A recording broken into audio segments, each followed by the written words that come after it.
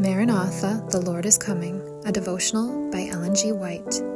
The Field is the World, January 16th.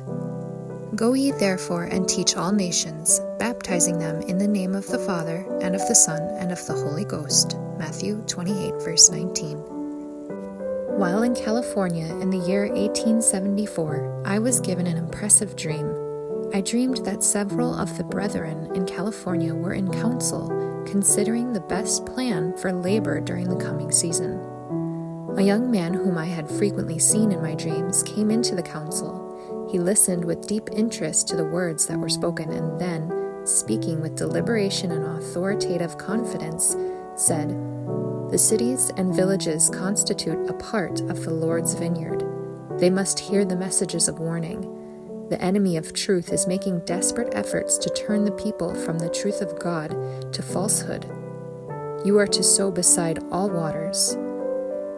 It may be that you will not at once see the result of your labor, but this should not discourage you. Take Christ as your example. He had many hearers but few followers." The messenger continued, "You are entertaining too limited ideas of the work for this time. You are trying to plan the work so that you can embrace it in your arms. You must take broader views.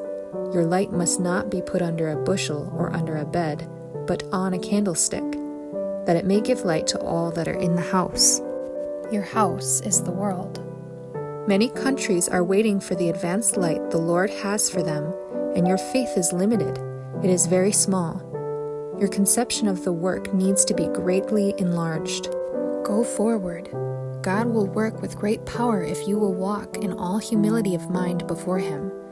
It is not faith to talk of impossibilities. Nothing is impossible with God.